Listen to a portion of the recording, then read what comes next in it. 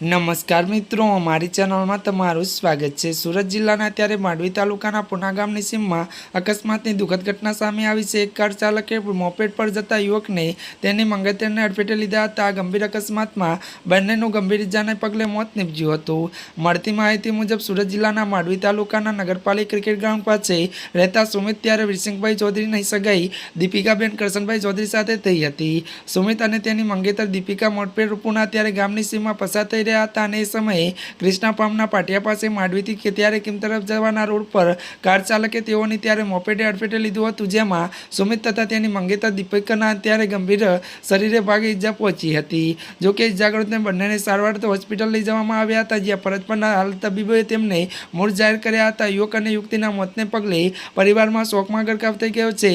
તો બીજી તરફ આ સમગ્ર મામલે કાર ચાલક સામે માંડવી પોલીસ ત્યારે પંથકમાં સુમિતના ત્યારે પિતા વીરસિંહભાઈ ચૌધરીએ ત્યારે પોલીસ ફરિયાદ નોંધાવી છે। હાલ આ મામલે પોલીસ કાયદેસરની કાર્યવાહી હાથ ધરી છે। ત્યારે મિત્રો આજના માટે આટલું જ। અમારી ચેનલમાં નવા હોય તો અમારી ચેનલને લાઇક, શેર અને સબસ્ક્રાઈબ કરી દેજો। ધન્યવાદ।